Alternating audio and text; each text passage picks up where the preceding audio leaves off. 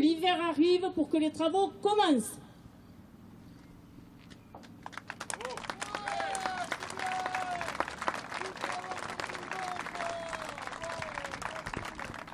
Je ne vais pas prendre la parole très longtemps. Nous allons manifester dans les rues de Saint-Giron, tous ensemble, dignement. Je remercie toutefois, particulièrement, les élus qui se sont enfin joints à nous. Oui, ça fait 2 ans et demi que le permis de recherche a été octroyé. C'est de droit qu'il doit se réaliser. Merci à tous les élus de toutes les vallées, de Saint-Giron, etc., de soutenir ce permis de recherche. Par votre présence, vous montrez que vous le soutenez, que vous voulez que dans nos vallées, on vive tranquillement comme ça a été jusqu'à présent. À Conflens, des gens nous disent qu'ils ne se sentent plus en sécurité. Demain, ça peut être chez vous. Alors, on va défiler dignement. On va être, même si on rencontre des opposants qui cherchent à nous opposer et à nous faire réagir, on ne réagira pas. Parce que la première différence qu'on a avec eux, c'est celle-là. Nous, l'État de droit, on le respecte. Les lois de la République, on les respecte. Vive la République!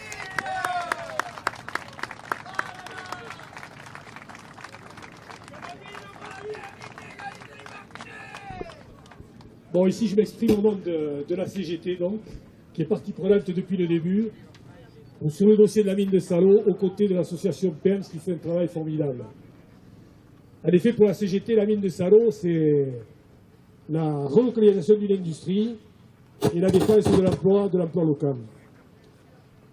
Alors, aujourd'hui, effectivement, nous sommes là pour demander au pouvoir public qu'il fasse respecter l'état de droit sur la commune de Conflens.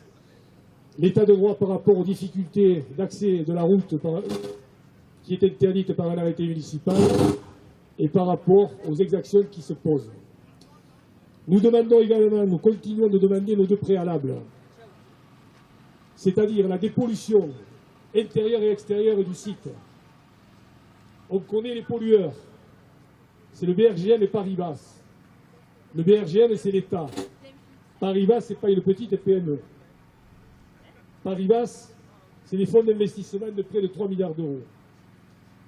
Paribas a distribué 3,5 milliards d'euros aux actionnaires en 2017.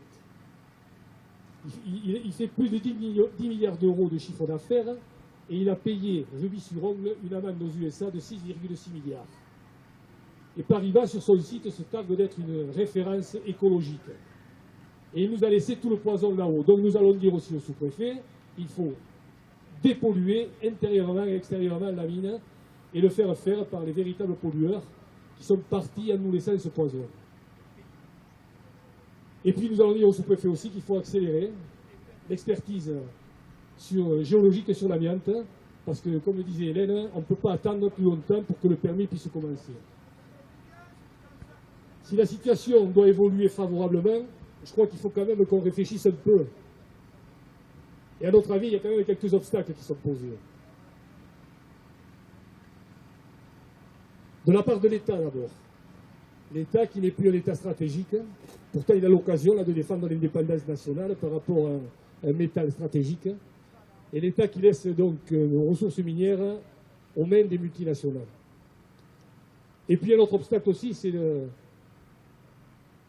le fait que les élus, les principaux élus du Couserans et de ce département ne se sont pas encore saisis du dossier. On verra l'évolution. Je pense aussi notamment au Conseil régional Occitanie, qui a les compétences économiques des départements et qui depuis 2 ans n'a pas dit un mot non plus sur ce dossier. Or, il a les compétences pour se saisir du dossier et pour réfléchir. Je pense que ça, c'est un problème qui nous est posé. Alors pour la CGT, quand même, je crois que je dois rappeler qu'il n'est pas question de faire un chèque en blanc à M. Bonnemaison et aux multinationales comme Varisca. Nous connaissons les pratiques des multinationales. Nous avons eu un exemple ici à Lédard, où des fonds d'investissement sont venus piller la papeterie, vendre les bijoux de famille et les centrales et partir dans les paradis fiscaux comme les îles Caïmans. Donc il n'est pas question pour nous que des situations comme ça se reproduisent. Alors je pense qu'il va falloir que la société civile, à travers Perse, bien sûr, à travers les syndicats, à travers les populations, se saisissent du dossier. Parce que, à notre avis, il faut qu'on puisse aller au fond des choses, si jamais il devait y avoir une exploration, et qu'on puisse discuter de l'emploi, c'est-à-dire de l'usine de traitement du minerai qui devrait se faire dans le Couserin. Il faut qu'on en discute, on ne veut pas que les promesses. Il faut discuter aussi du niveau d'extraction, qu'on ne vienne pas nous piller en quelques années les richesses minières. Il faut discuter de l'économie circulaire aussi, avec le recyclage des déchets. Tout ça, c'est des concepts nouveaux sur lesquels il faut que la population et l'association se penchent. Nous, à CGT, on le fait. Il faut discuter aussi du concept de mine responsable pour qu'on puisse arrêter l'après-mine, pour que lorsque un jour, et ça arrivera, le minerai sera tari, qu'on ne laisse pas le poison aux nouvelles générations. Il faut discuter des retombées financières pour le territoire, des retombées fiscales. Et nous tenons à discuter aussi du statut des mineurs qui est encore en vigueur et qui devra s'appliquer à Salo. La CGT est disponible pour discuter de ces dossiers et veut participer à tout groupe de travail pour qu'on cadre les choses avec une volonté constructive bien déterminée. Je crois qu'il ne faut pas qu'on laisse le dossier aux opposants ou à la multinationale, mais qu'il faut qu'on puisse exprimer les volontés du territoire. Voilà, merci.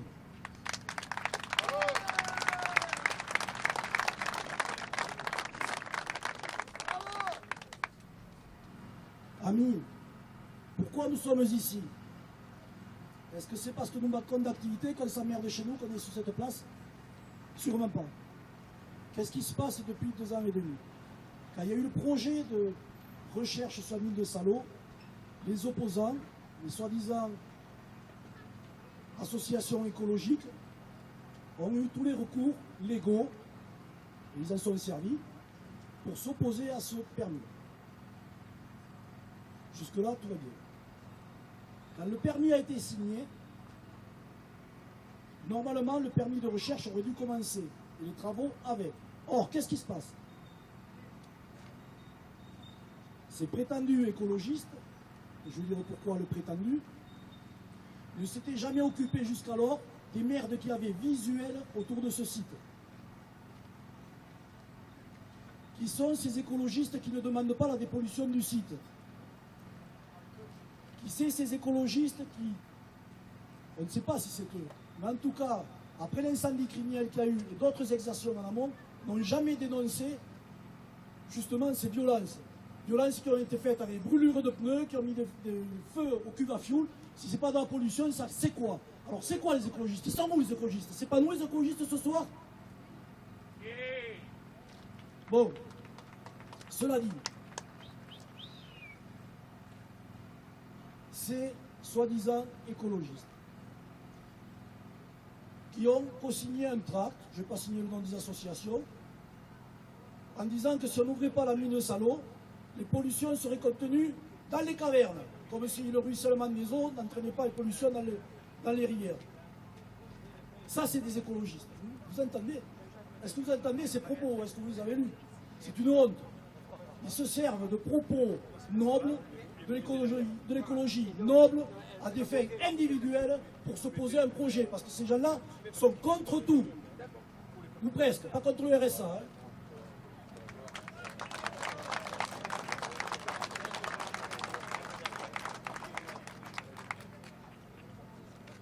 À mon tour, je vais remercier les élus, nombreux. Il y en a qui étaient là dès la première heure, d'autres qui rejoignent maintenant, mais il n'est jamais trop tard pour bien faire. J'espère que la présence de ces élus va favoriser cet état de droit. Pourquoi il n'y a pas d'état de droit? Dès qu'une association écologique demande quelque chose, avec l'oreille bienveillante de la préfète, les travaux sont arrêtés, entravés. Depuis 2 ans, on a fait 40 mètres dans la mine. 40 mètres. En 2 ans. Il y a, M. Soukas, combien de kilomètres de galerie? 26. 26. Pour ceux qui sont bons en mathématiques, je vous laisse le désir de réfléchir. Nos petits-enfants ne le verront pas. Nos petits-enfants, ils ont moins d'égards que les ours, que le gypaète barbu, que le triton des montagnes, que les anguilles des montagnes, que le pipistrelle. Alors je ne dis pas que ce n'est pas les causes nobles. Mais quand même, l'avenir de nos enfants, il compte avant tout. Alors vous qui êtes là, vous qui venez tout le matin, les forces vives de ce pays, artisans, agriculteurs, commerçants, salariés, on a le même combat. Maintenant, il faut reprendre la vie dans ces vallées et que les projets avancent.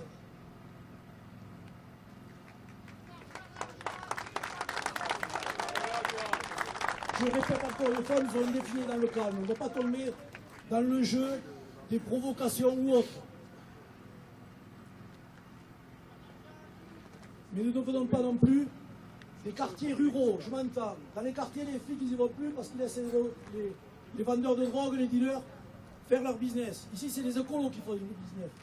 Les écolos, entre parenthèses, hein, parce que pour moi, ça n'est pas. Alors, reprenons les choses en main. Où l'État fait son devoir, ou c'est nous qui allons le faire. Maintenant, je donne la parole à Jean-Luc, qui est le je rappelle, Jean-Luc est président de la Fédération de chasse l'Ariège et propriétaire de ces bâtiments qui louent en mine de salade. Et il ne peut pas monter chez lui. Oui, alors, bonjour à tous, merci d'être venus. Je vois qu'il y a beaucoup de chasseurs aujourd'hui. Il y a aussi les représentants du monde agricole. Et je voudrais les remercier. Il y a aussi beaucoup d'élus. Et moi, je ne m'associe pas à la critique concernant les élus. Je crois que sans eux, on ne fera rien et qu'on a besoin d'eux. Aujourd'hui, moi, je suis là pour dénoncer. Vous savez, aujourd'hui, on nous parle suite à la manifestation de la Bastide, de brutalité, de menaces. Mais c'est quoi les incendies à la mine de Salaud? C'est à la limite du terrorisme. Et donc, moi, je suis là aujourd'hui pour vous dire que ça a assez duré, que le cinéma a assez duré, que ceux qui devraient être mis en cause depuis 30 ans ne le sont pas. Et que ceux qui veulent faire vivre ces vallées aujourd'hui, vous êtes tous là pour le dire. Nos enfants, ils veulent travailler dans la vallée. Ils veulent y vivre, ils veulent y construire une famille. Ils veulent pas être aujourd'hui les dépositaires de ce qui a été notre force pendant des années. Aujourd'hui, la mine, ça a changé. On n'est plus du temps des mines Zola, avec la tête pleine de charbon. Aujourd'hui, c'est des ordinateurs qui vont aller chercher les minerais. Et donc, il faut, comme l'a dit Jean-Jacques Martin, il faut que tout soit calé dans un cahier des charges strict. Et je crois qu'aujourd'hui, le seul qui peut dépolluer, parce que l'État ne le fera pas, l'État ne le fera pas. Et c'est vrai ce qui est dit aujourd'hui, c'est que Madame le Préfet, avec tout le respect que je lui porte, a cautionné souvent bien des agissements des associations écologistes. Et je crois, on le voit aujourd'hui, l'État est faible quelquefois. On l'a vu à Notre-Dame-des-Landes. Et on l'a vu aussi à d'autres endroits où l'État ne joue pas son rôle. Nous, ce qu'on veut ici aujourd'hui, acteurs du Couserans, chasseurs, éleveurs, agriculteurs, parce que le pastoralisme aussi est bien présent dans la vallée. Je crois que ce qu'on veut, c'est que la mine vive, que la mine soit propre et qu'elle permette à nos enfants d'habiter, de vivre et peut-être d'aller à la chasse dans ces vallées. Merci.